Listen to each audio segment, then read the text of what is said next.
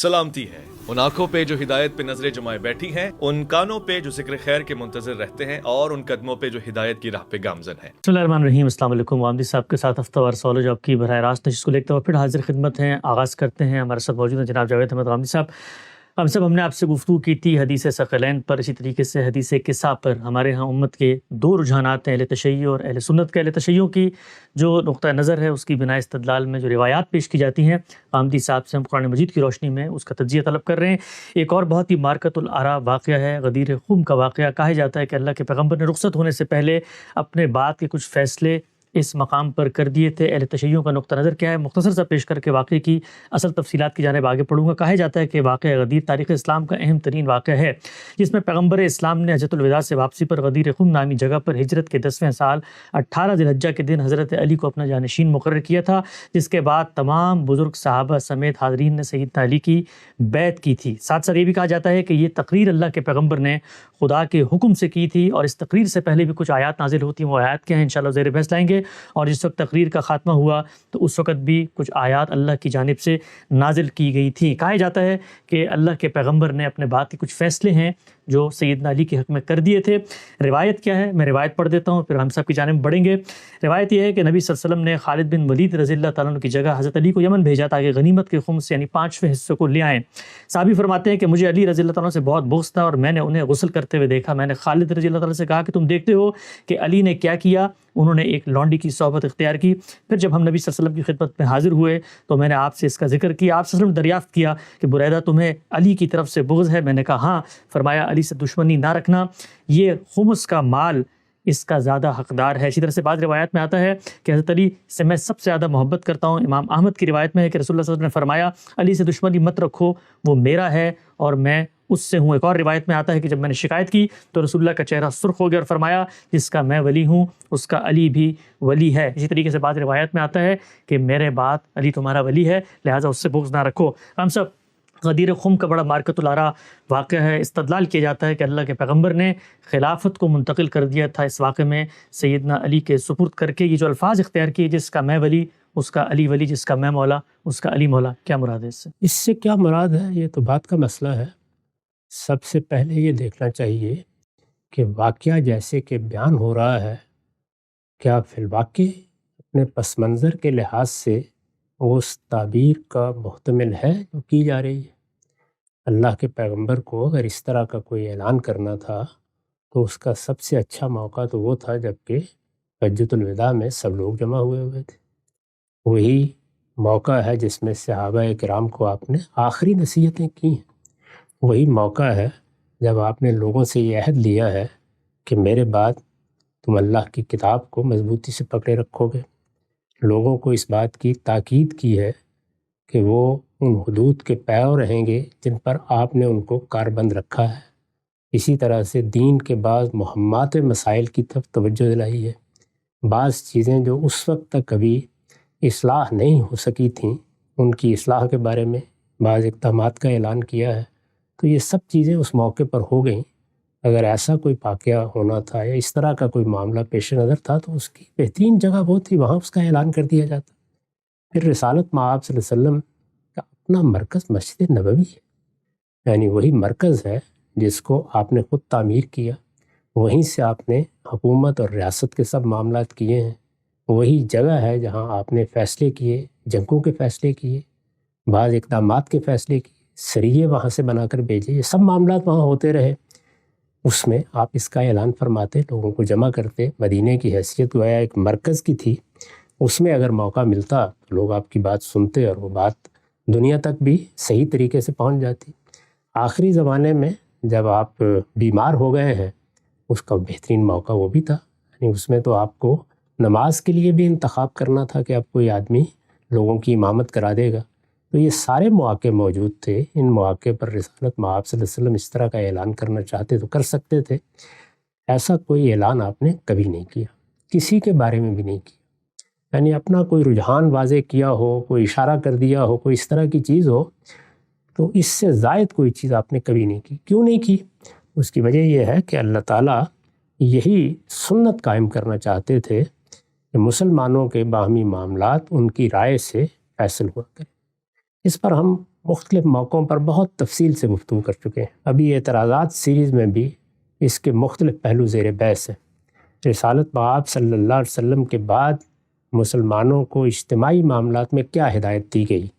قرآن مجید ہمارے لیے ہدایت کی آخری کتاب ہے۔ اس میں یہ بتا دیا گیا ہے کہ امرہم شورا بینہم، مسلمانوں کے تمام اجتماعی معاملات میں لوگوں کی رائے سے فیصلہ ہو جائے گا۔ ریاست، حکومت، اس سے نیچے کے معاملات، مسلمانوں کے کمیونٹی کے معاملات، معاشرے کے معاملات، ان کی مجالس کے معاملات، جہاں کہیں بھی نظم اجتماعی کے بارے میں کوئی ہدایت دی گئی ہے، وہاں اللہ تعالیٰ کی ہدایت قرآن مجید میں انہی الفاظ میں بیان کر دی گئی ہے کہ امرہم شورا بینہم، یعنی تمہارے اس طرح کے سب معاملات کے فیصلے باہمی مشورے سے، باہمی رائے سے ہوں گے۔ جب یہ اصول موجود ہے تو ظاہر ہے اس اصول کے مطابق مسلمانوں کو موقع ملنا چاہیے کہ وہ رسالت مآب صلی اللہ علیہ وسلم کے بعد حکمرانی میں جانشین منتخب کرنے کے لیے، رسالت کی جانشینی کا تو کوئی سوال نہیں تھا، رسالت بھی ختم ہو گئی، نبوت بھی ختم ہو گئی، لیکن رسالت مآب صلی اللہ علیہ وسلم حکمران کی حیثیت سے بھی ذمہ داریاں انجام دے رہے تھے۔ مسلمانوں کا جو اجتماعی نظم تھا اس کی ذمہ داری بھی آپ کے پاس تھی، اس میں آپ کا کسی جانشین کا انتخاب ناگزیر تھا۔ تو اس معاملے میں اگر پورے اہتمام کے ساتھ کوئی فیصلہ آپ ہی کرنا تھا تو کر دیتے۔ پھر ہمیں معلوم ہے کہ آپ نے بعض چیزوں میں توجہ بھی دلائی، مثلا یہ بتایا کہ یہ فیصلے کس اصول پر ہونے چاہیے، یہ بتایا کہ اس وقت جو مختلف جماعتیں موجود ہیں، جیسے انصار ہیں، جیسے مہاجرین ہیں، تو اس میں اگر تم فیصلہ کرو گے تو کس جماعت کو اس اصول کی روح سے، یعنی امرہم شورا بینہم کے اصول کی روح سے ترجیح دینی چاہیے۔ یہ باتیں آپ نے کی اور انصار کو اس کے بارے میں نصیحت بھی کی۔ میں نے وہ سب چیزیں اپنی کتاب برہان میں امرہم شورا بینہم کے تحت جو کچھ لکھا ہے اس میں جمع کر دی، بتا دیا ہے کہ رسالت مآب صلی اللہ علیہ وسلم نے کیا ہدایات دیں، یہ بتا دیا ہے کہ انہی کا حوالہ دے کر سقیفہ بنی ساعدہ میں سیدنا صدیق نے فیصلہ کرایا۔ یہ سب چیزیں معروف ہیں۔ تو حضور نے جو طریقہ اختیار کیا وہ یہ طریقہ تھا، اس طریقے کے مطابق یہ سب فیصلے ہوئے ہیں۔ اب جو روایت آپ نے پڑھی ہے، کیا اس روایت میں ادنا درجے میں بھی اس طرح کی کوئی چیز زیر بحث لگتی ہے؟ یعنی ہم جب روایت کو دیکھیں گے یا قرآن مجید کے کسی مقام کو دیکھیں گے تو قرآن میں تو اگر روایت کے الفاظ میں کوئی بات بیان ہوئی ہے اور قرآن مجید میں اس کا کوئی ذکر ہے تو سیاق بھی ہوگا، سباق بھی ہوگا، پیچھے اور آگے سے ہم دیکھ لیں گے۔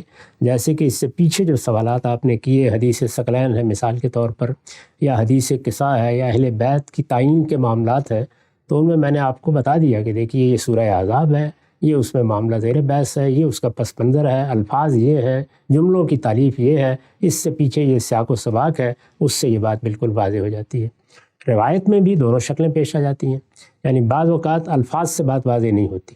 اس صورت میں روایت تو ایک شخص کا بیان ہے، دو اشخاص کا بیان ہے، چار لوگوں کا بیان ہے، اس میں پھر یہ دیکھنا پڑتا ہے کہ بات کہاں کہاں اور بیان ہوئی ہے، کسی دوسرے نے بھی اس کو آگے روایت کیا ہے، اس میں کچھ چیزیں ایسی تو نہیں کہ جو لوگوں نے حذف کر دی ہیں۔ دین کے مجموعی معاملات کیا ہیں، مجموعی نظم کیا ہے، قرآن مجید کی ہدایت کیا ہے، اس میں رکھ کے اس کو دیکھا جائے تو یہاں تو اگر آپ روایت کو سادہ طریقے سے پڑھیں تو وہی بتا رہی ہے کہ معاملہ کیا زیر بحث ہے۔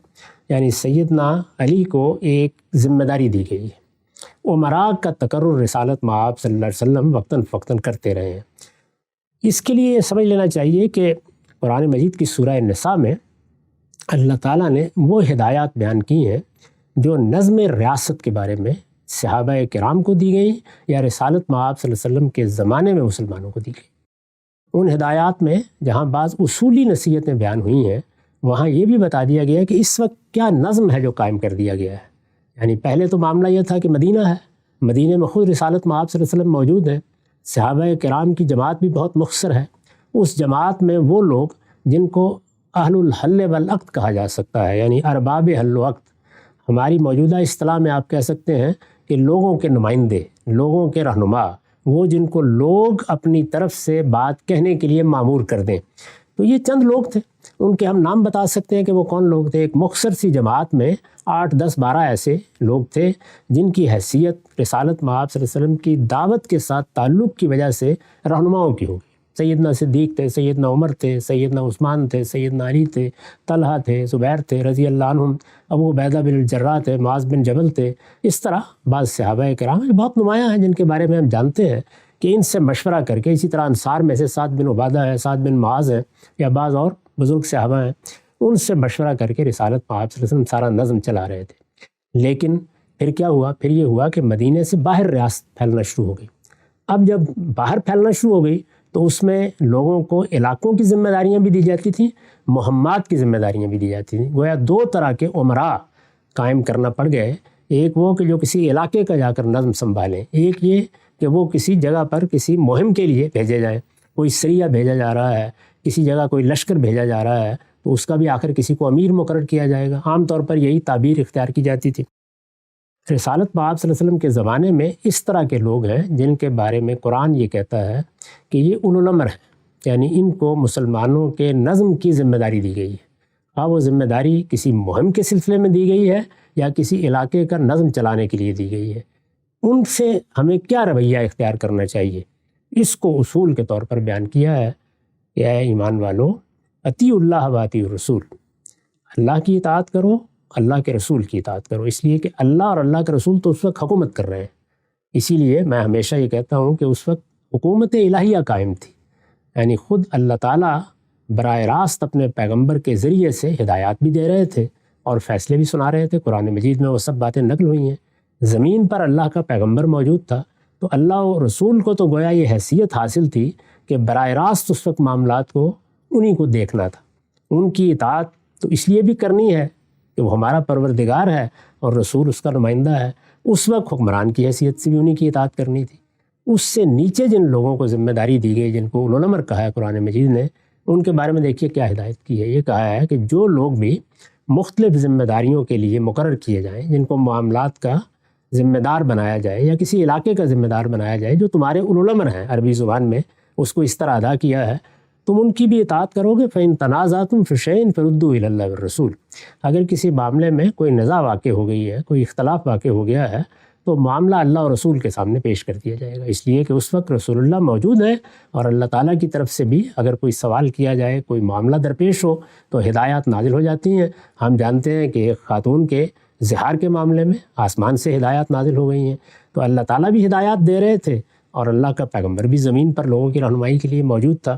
اس میں یہ کہا گیا کہ اپنے نزاعات وہاں پیش کرو۔ یہ جو اولو الامر ہیں مقرر کیے گئے ہیں مختلف موقعوں پر، ان کے بارے میں حضور نے ایک اصولی بات فرمائی، وہ مختلف الفاظ میں روایتوں میں بیان ہوئی ہے۔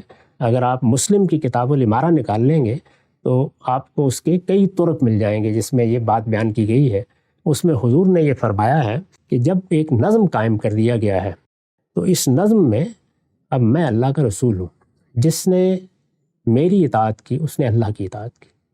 یہ بات قرآن میں بھی بیان ہوئی، یہ بات حضور نے بھی بیان فرمائی۔ اسی ذیل میں جب مختلف لوگوں کو امیر مقرر کیا گیا، ذمہ دار مقرر کیا گیا، تو آپ نے فرمایا کہ من اطاع الامیر فقد اطاعنی ومن اطاعنی فقد اطاع اللہ، یعنی میں نے جن لوگوں کو ذمہ داری کے منصب پر فائز کیا ہے، اس کی اگر تم اطاعت کرتے ہو، تم ان کے سامنے سر تسلیم خم کرتے ہو، جو وہ احکام دیتے ہیں، جو قوانین نافذ کرتے ہیں، ان کی پیروی کرتے ہو، تو یہ سمجھو کہ تم میری اطاعت کر رہے ہو، کیونکہ وہ میرے مقرر کردہ ہیں، اور اگر تم میری اطاعت کرتے ہو تو اللہ کی اطاعت کرتے ہو۔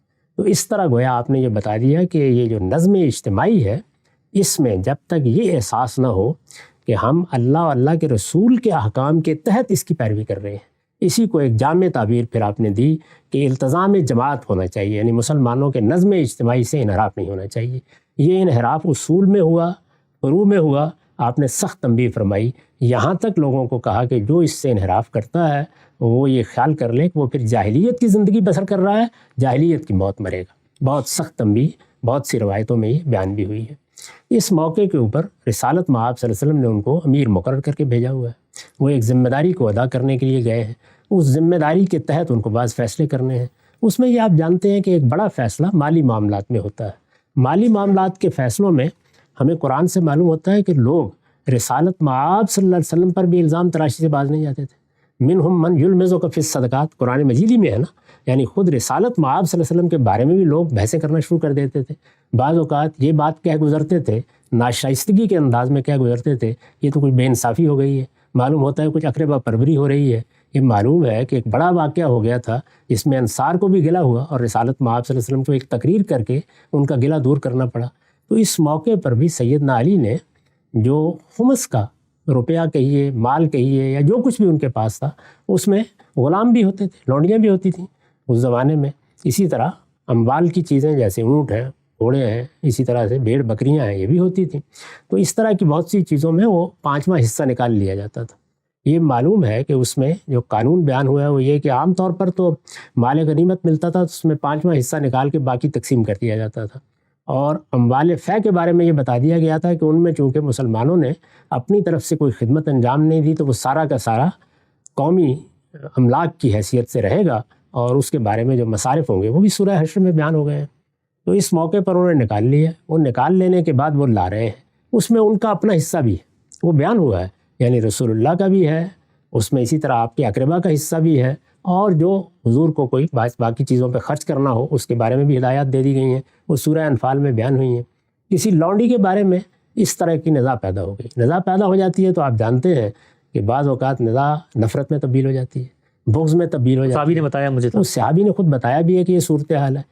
یہ ایک بڑی ہی ناخوشگوار صورتحال ہے، نہیں پیدا ہونی چاہیے. ایسے معاملات پہ نصیحت بھی کرنی چاہیے. حضور نے اس پس منظر میں ان کو نصیحت کی ہے، اور نصیحت کرتے ہوئے یہ بتایا ہے کہ یہ معاملہ کسی بدنیتی سے نہیں ہوا. نہ سیدنا علی کے بارے میں یہ سوچا جا سکتا ہے کہ وہ کوئی بے انصافی کریں گے یا تمہارے ساتھ کوئی زیادتی کریں گے، اور نہ کسی مومن کے شان ہے کہ وہ اپنے بھائیوں کے ساتھ اس طرح بغض رکھے. بھائیوں کے ساتھ کیا، کسی صحابی کے ساتھ رکھے. صحابی کیا، رسالت میں آپ صلی اللہ علیہ وسلم کے تعلق رکھنے والے کسی کرنے والے کے ساتھ، یا کسی آپ کے مقرر کردہ امیر کے ساتھ رکھے. تو آپ نے بہت سخت تنبیہ فرمائی، بالکل برمحل ہے. اور اس کے بعد یہ کہا کہ اب تم اگر یہ سمجھنا چاہتے ہو کہ میرے مقرر کردہ امراء کی کیا حیثیت ہوتی ہے، تو علی کو میں نے مقرر کیا تھا. اس وجہ سے جو لوگ مجھے اپنا سردار سمجھتے ہیں، علی کو بھی انہیں اپنا سردار سمجھنا چاہیے. تو اس پس منظر میں یہ نصیحت کی گئی ہے. ایسی نصیحت بہت سے موقعوں پر کرنے کی ضرورت ہوتی ہے. میرے نزدیک رسالت میں آپ صلی اللہ علیہ وسلم کا یہ ارشاد اسی اصولی بات کی فرع ہے کہ من اطاع الامیر فقد اطاعنی و من اطاعنی فقد اطاع اللہ. سبحان اللہ. ہم سے بہت ہی خوبی کے ساتھ قرآن مجید کی روشنی میں روایت کا اصل پس منظر کیا ہے، اور ساتھ آپ صلی اللہ علیہ وسلم جو ایک اطلاقی تبصرہ کر رہے ہیں اس کی اصل قرآن مجید میں کیا ہے وہ آپ نے بیان فرمائی. اچھا، اس سے پہلے غام صاحب کہ میں وہ 2 آیتیں زیر بحث لے کر آؤں جن کے بارے میں کہا جاتا ہے کہ روایت جس وقت پیش کی گئی، رسول پاک صلی اللہ علیہ وسلم نے خطبہ دیا تو پہلے اور بعد میں کچھ آیتیں بھی نازل ہوئیں، جس سے یہ استدلال کیا جاتا ہے کہ اللہ تعالیٰ خود قرآن مجید میں اسی فیصلے کا حوالہ دے رہے ہیں. آیتیں آتی ہیں زیر بحث. اس سے پہلے غام صاحب جو مقدمہ اس پورے کے پورے واقعہ غدیر خم سے برآمد کیا جاتا ہے، جن لوگوں کے حق میں برآمد کیا جا رہا ہے کہ جی اللہ کے پیغمبر نے ان کو خلافت کی جانشینی پر اور اس جگہ پر فائز کر دیا ہے، جس وقت اللہ کے پیغمبر رخصت ہوئے سیدنا ابوبکر کے بارے میں فیصلہ ہوا، الائمۃ من قریش کی روایت ہے، تو جن کے بارے میں مقرر کیا ہے اور کہا جاتا ہے کہ صحابہ نے بیعت کر لی تھی، تو سب سے پہلے تو ان کو اس موقع پہ بڑھ کے کہنا چاہیے تھا کہ یہ آپ لوگ کیوں بیٹھ گئے جی فیصلہ کرنے کے لیے، اس لیے غدیر خم میں تو فیصلہ ہو چکا تھا. تو سیدنا علی نے تو روایت کبھی پیش نہیں کی. ایسا کبھی ہوا نہیں، نہ انہوں نے اپنے آپ کو اس حیثیت سے پیش کیا، نہ اپنا استحقاق کبھی اس حوالے سے منوانا چاہا. سارے آپ ذخیرہ روایات کو دیکھ جائیے، تاریخ کو دیکھ جائیے، وہاں پر یہ کشمکش موجود ہی نہیں ہے. لیکن جہاں پر بھی کچھ عمارت کے فیصلے ہوں گے وہاں میں یہ سمجھ سکتا ہوں کہ میں اس خدمت کو زیادہ بہتر طریقے سے انجام دے سکتا ہوں، آپ یہ سمجھ سکتے ہیں کہ آپ بہتر طریقے سے انجام دے سکتے ہیں. اس لیے سیدنا علی کے دل میں، کسی اور صحابی کے دل میں ایسا کوئی خیال رہا ہو یا اس نے کبھی اس کا کوئی اظہار بھی کیا ہو تو یہ کوئی ایسی قابل اعتراض بات نہیں ہے. لیکن رسالت میں آپ صلی اللہ علیہ وسلم نے فیصلہ کر دیا ہے، اس فیصلے کو فیصلے کی حیثیت سے پیش کیا جائے، ایسا کوئی واقعہ کبھی پیش ہی نہیں آیا. بالکل واضح ہو گیا. وہ 2 آیات کون سی ہیں جو اس واقعے کے ساتھ جوڑ کر بیان کی جاتی ہیں؟ پہلی آیت یہ کہا جاتا ہے کہ نازل ہوئی واقعے سے پہلے آیت کے الفاظ ہی ہیں کہ ان کی پرواہ نہ کرو اے پیغمبر، اور جو کچھ تمہارے پروردگار کی طرف سے تم پر نازل کیا گیا ہے وہ انہیں پہنچا دو جس طرح کے پہنچانے کا حق ہے. کہا جاتا ہے کہ پہنچانے کی کیا بات تھی، وہ یہ تھی کہ رسالت میں آپ صلی اللہ علیہ وسلم نے جو غدیر خم پہ خطبہ دیا، اللہ اس کو پہنچانے کی بات کر رہا ہے. ہم سب اس آیت میں کیا اسی کی بات ہو رہی ہے؟ اس آیت میں کس کی بات ہو رہی ہے یہ آیت بتائے گی. یہ میں باہر سے کیسے بتا سکتا ہوں، کوئی اور کیسے بتا سکتا ہے؟ تو قرآن مجید میں اس آیت کو نکالیے اور آگے تک پڑھتے چلے جائیے. جو بات پہنچانی ہے وہ آگے بیان ہوئی. اچھا. اور وہ کوئی ایک جگہ بیان نہیں ہوئی بلکہ مسلسل بیان ہوئی. اس میں آیات پر آیات ہیں. آگے کافی دیر تک اللہ تعالیٰ نے اسی میسج کو بیان کیا ہے اور یہ بتایا ہے کہ اس وقت یہ یہود و نصارہ کے ساتھ معاملہ درپیش ہے. ان لوگوں نے یہ بدقسمتی سے رائے قائم کر رکھی ہوئی ہے کہ یہ خدا کی کوئی چہیتی امت ہے. انہوں نے تورات کو چھوڑ دیا، انجیل کو چھوڑ دیا، اللہ کی کتابوں پر عمل کرنے سے گریزاں ہو گئے. ان کو پوری طرح بتا دیا جائے کہ اللہ کے ہاں ان کی کوئی حیثیت نہیں ہے جب تک یہ تورات و انجیل کی اقامت نہیں کرتے. یہ اصل میں وہ بات ہے جو آخری درجے میں آگے کہی گئی ہے اسی کے بارے میں یہ فرمایا ہے کہ یہ پیغام پہنچا دیا جائے۔ قرآن مجید منتشر اقوال کا مجموعہ نہیں ہے کہ آپ اس کی کوئی آیت پکڑیں اور جہاں سے چاہیں ایک قصہ لے کر آئیں اور اس کے ساتھ اس کو جوڑ دیں۔ اس نے کوئی بات کہی ہے تو اس کا سیاق دیکھیں گے، اس کا سباق دیکھیں گے، آگے پورا ایک خطبہ ہے جس کو قرآن نے نقل کیا ہے، وہ پیغام ہے جس کے پہنچانے کے بارے میں کہا ہے کہ بے کم و کاس پہنچا دیا جائے، کسی مخالفت کی پرواہ نہ کی جائے۔ اب یہود و نصارہ کی یہ بات کہ ہمارے ساتھ بھی کوئی معاملہ کر لیا جائے، ہماری بھی حیثیت تسلیم کر لی جائے، اس کا کوئی امکان نہیں ہے۔ صاف صاف کہہ دیا جائے کہ جو اللہ تعالیٰ نے اپنی کتابوں میں ہدایت کی ہے اس کی اقامت کرو گے تو اللہ کے حاضر پاؤ گے اور ہم بھی تمہیں قبول کریں گے، نہیں کرو گے تو تمہارے درمیان فراق ہے۔ یہ بات ہے پوری پہنچانے کے لیے کہا گیا۔ اس کا کیا تعلق ہے ان واقعات سے؟ اس طرح کی باتیں قرآن مجید کے باہر سے لانا، اس میں داخل کرنا، یہ بجائے خود اللہ کی کتاب کو نہ ماننے کے مترادف۔ ایک وقت واضح ہو گیا۔ اچھا، ہم سب کہا جاتا ہے کہ جس وقت اللہ کے پیغمبر نے خطبہ دیا اور یہ بات پہنچا دی، اس کے بعد یہ آیات نازل ہوئیں، یہ بھی سورہ مائدہ ہی کی آیات ہیں۔ اس میں فرمایا گیا ہے تمہارے دین کو آج تمہارے لیے پورا کر دیا گیا ہے اور تم پر اپنی نعمت تمام کر دی گئی ہے اور تمہارے لیے دین کی حیثیت سے اسلام کو پسند کیا گیا ہے۔ گویا استدلال یہ کیا جاتا ہے کہ اللہ کے پیغمبر نے جب آخری فیصلہ کر دیا، اس کے بعد اللہ نے یہ حکم نازل کیا کہ اب دین مکمل ہو گیا ہے۔ گویا آخری فیصلہ یہی تھا کہ سیدنا علی کو جانشین بنا دیا جائے، اور غدیر خم کے موقع پہ یہ الیوم اکملت لکم دینکم والی آیت نازل ہوئی۔ یہاں آپ کوئی داستان سنا سکتے ہیں لیکن وہ سب داستانیں باہر کی داستان ہیں۔ سورہ مائدہ کی آیات ہیں، سورہ مائدہ کو سادہ ترجمہ سامنے رکھیے، پڑھتے چلے جائیے، اس میں بالکل ٹھیک مقام پر یہ آیات آئی ہیں اور اپنے سیاق و سباق میں آئی ہیں۔ وہاں یہ بتایا جا رہا ہے کہ دین کے احکام پورے ہو گئے ہیں، جن چیزوں کی وضاحت مطلوب تھی وہ کر دی گئی ہے، شریعت کا کوئی پہلو ایسا نہیں رہا جس میں اب کوئی ابہام ہو۔ اب ہم یہ اعلان کر رہے ہیں کہ ہم نے پہلی وحی سے جو دین دینا شروع کیا تھا وہ پایہ تکمیل کو پہنچ گیا ہے، اللہ کی نعمت تمام ہو گئی ہے اور اللہ نے اسلام کو تمہارے دین کے لیے پسند کیا ہے۔ تو رضیت لکم الاسلام دینا کے الفاظ خود بتا رہے ہیں کہ وہ کیا چیز ہے جو اللہ اس موقع پر دے رہے ہیں۔ اس کے بعد پھر فرمایا ہے کہ اب آخری اعلان بھی کر دیا جائے کہ یہود و نصارہ کے ساتھ دین کے معاملے میں کوئی مصالحت نہیں ہو سکتی۔ اگر ان کو حق کو اختیار کرنا ہے تو بے کم و کاست اختیار کریں، ان تک یہ بات پہنچا دی جائے۔ اس سیاق و سباق میں یہ ساری بات کہی گئی ہے، جس کا جی چاہے اس کو وہاں پڑھ لیں، آیت کو وہاں سے آپ نکال لیں، نکالنے کے بعد ایک قصہ خود تجویز فرمائیں، پھر اس کو آیت سے متعلق کر دیں۔ یہ کام تو وہی لوگ کر سکتے ہیں جو خدا کی بارگاہ میں بھی جسارت کرنا چاہتے ہوں، میں یہ جسارت نہیں کر سکتا۔ بالکل واضح ہو گیا غدیر خم کی اس پوری روایت کی حقیقت، پس منظر، اطلاقات کہتے ہیں۔ قرآن مجید کی روشنی میں غامدی صاحب کی آراء کا ہم نے جائزہ لیا۔ انشاءاللہ سلسلہ گفتگو کو آگے بڑھائیں گے، کچھ اور بھی پہلو ہیں جو اس پورے واقعات کے پس منظر میں پیش کی جاتے ہیں، زیر بحث آئیں گے۔ وقت یہاں پہ ختم ہوتا ہے، دوبارہ حاضر خدمت ہوں گے، اب تک آپ لوگ کا بہت شکریہ۔